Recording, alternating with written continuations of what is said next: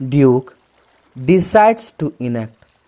Duke एक act करना चाहता था। उन दोनों के दोनों व्यक्तियों ने हमसे बहुत सारे सवाल पूछे, जैसा कि हम रात को ट्रैवल क्यों करते हैं और दिन को क्यों छिप जाते हैं। साथ ही साथ क्या जिम एक भागा हुआ नीग्रो स्लेव है। यह सारे सवाल वह हमसे पूछ रहे थे और वह पूछते हैं कि क्या वे लोग इस नीग्रो को लेकर के मतलब जिम को लेकर के साउथ की तरफ जा रहे हैं या वे लोग जिम को साउथ की तरफ लेके चले जाएंगे, जिस पे उन दोनों ने ना में जवाब दिया। फिर उसके बाद उनके लगातार सवाल पूछने के कारण मैंने उन्हें एक कहानी सुनाई, क्योंकि कहानी सुनाने में तो एक्सपर्ट है ही। तो कहानी मैंने बताई कि मैं अपने फैमिली के साथ मिसौरी में रहता था और मेरे परिवार के सारे सदस्य की मौत हो गई मुझे छोड़ करके। मेरे परिवार में मेरे पिता और मेरा भाई इर्क रहता था। मेरे पिताजी बहुत ज़्यादा गरीब थे और वो बहुत ज़्यादा कर्जे में भी आ चुके थे और अपना सारा का सारा कर्जा चुकाने के बाद उनके पास सिर्फ $16 बचते हैं और एक नीग्रो जिम बचता है। और फिर उसके बाद उनके पास इतने भी पैसे नहीं हुए कि अब हम उस जगह से कहीं जा सके। एक दिन की बात है, मेरे पिताजी राफ्ट लेकर के आते हैं और हम लोगों ने यह डिसाइड किया कि हम ऑरलियन जाएंगे, जो कि एक जगह है। लेकिन जैसे हम जा रहे थे तो एक स्टीम बोट की हमारे राफ्ट से टकराव हो गया, जिसके कारण मैं और जिम ही बच पाए और मेरे फादर और मेरा 4 साल का भाई डूब गया। अब कहीं लोग हमें परेशान ना करें या जिम को मुझसे छीन ना ले, इसलिए हम लोग रात के समय अपना काम करते हैं और दिन के समय अपने राफ्ट को छुपा देते हैं। एक दिन की बात है, ड्यूक ने किंग से कहा, क्या आपने कभी स्टेज पे एक्ट किया है? जिस पर जवाब आया, नहीं। फिर वह बोलता है, आपको करना चाहिए। जब हम टाउन पहुंचेंगे तो हम एक हॉल को भाड़े पे लेंगे और वहाँ पे हम 2 एक्ट करेंगे, 2 सीन करेंगे, जिनमें से पहला रिचर्ड थर्ड का जो स्वॉर्ड फाइटिंग था, तलवारबाजी, वही दूसरी ओर रोमियो एंड जूलियट का बैल्कनी सीन। इस बात को याद रखना है कि यह दोनों के दोनों वर्क विलियम शेक्सपियर के द्वारा लिखे गए थे। अब जिस पे वह बोलता है कि मुझे पैसे छीनना तो आता है, लेकिन मैंने कभी एक्टिंग नहीं की, क्या तुम मुझे एक्टिंग सिखाओगे? जिस पे ड्यूक मान जाता है और उसे रोमियो और जूलियट के बारे में बताता है। उसने यह कहा कि वह खुद रोमियो का कैरेक्टर प्ले करेगा और उसे जूलियट का कैरेक्टर प्ले करना पड़ेगा। जिस पे वह बोलता है कि मैं कैसे जूलियट का कैरेक्टर प्ले कर सकता हूँ, क्योंकि वह तो बहुत ज़्यादा यंग लड़की थी और मैं तो टकला हूँ।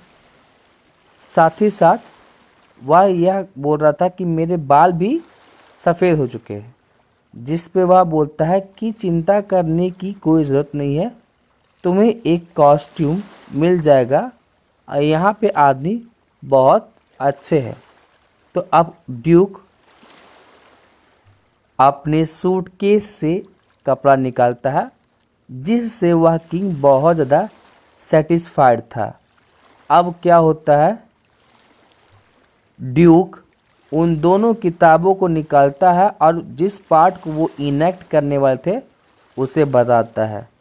उसके बाद वह किताब वह किंग को दे देता है और बोलता है कि अपनी लाइन अच्छे से याद कर लेना। और इस तरीके से हम एक छोटे से टाउन पहुंचते हैं। वही ड्यूक के बारे में अगर मैं बात करूं तो वह उस जगह को एक्सप्लोर करने के लिए चला गया था, घूमने के लिए चला गया था। वही दूसरी ओर किंग भी उसके पीछे पीछे चला गया और मैं भी उनके पीछे पीछे चला, क्योंकि मुझे कुछ कॉफ़ी लेनी थी। अब हमारे अगल बगल में कुछ था ही नहीं। तब हमें एक सिख नीग्रो के बारे में पता चला, जिसे लोग एक कैंप मीटिंग में देखने के लिए आए थे। अगर मैं ड्यूक के बारे में बात करूं तो वह प्रिंटिंग प्रेस के ढूंढ रहा था और वही दूसरी ओर राजा और मैंने कैंप मीटिंग स्टार्ट कर दी। अब वहाँ पे लगभग 1000 लोग इकट्ठा हो गए थे। वहाँ पे भाषण चल रहा था, लोग हिम गीत गा रहे थे। वही दूसरी ओर जो किंग था वह प्रीचर को जो भाषण दे रहा था उससे यह भीख मांगता कि उसे बोलने की इजाज़त मिले। अब उसके बाद क्या होता है, वह उन्हें बताता है कि वह 30 सालों तक क्या था, तो पायरेट था। पायरेट कौन होता है? जो समुद्री लुटेरे होते हैं उन्हें पायरेट कहा जाता है। तो वह बोलता है कि हालांकि मैं 30 सालों तक पायरेट था लेकिन मैंने कभी चोरी नहीं की। हालांकि मैं जब कभी भी समुद्र के किनारे स्टीम बोट से आता तो मैंने कभी किसी को पैसे नहीं दिया, लेकिन अब वह बदल चुका है। अब वह क्या करना चाहता है, जितने भी पायरेट्स हैं उन सब का मन बदलना चाहता है। और ऐसा कहते हुए उसकी आंखों में आंसू आ गए थे और उसे देख कर के सारे के सारे लोगों की आंखों में आंसू आ गए। लोग अब क्या करते हैं, उसके लिए पैसा इकट्ठा करना शुरू कर देते हैं। तो पैसे कितने इकट्ठे हुए, तो $87 और 75 सेंट कलेक्ट होते हैं। वही दूसरी ओर वहाँ पे ड्यूक आता है जिसके पास एक प्रिंटेड नोटिस था जिसमें जिम का चेहरा लगा हुआ था और उस पे $200 का इनाम था। अब ड्यूक कहता, अब हम क्या करेंगे, अब हम दिन के समय भी घूम पाएंगे, क्योंकि जब हम किसी भी व्यक्ति को देखेंगे तो हम उसका इस्तेमाल करके जिम के हाथ पैरों को बांध देंगे और उसे बिल दिखाएंगे कि हमने इसे पकड़ा है। और हम क्या करेंगे कि हमने इसे नदी के पास पकड़ा था, क्योंकि हम स्टीम बोट को तो अफोर्ड नहीं कर सकते हैं, हमने राफ्ट भी उधार लिया है और इसके साथ हम उस इनाम को लेने के लिए चले जाएंगे।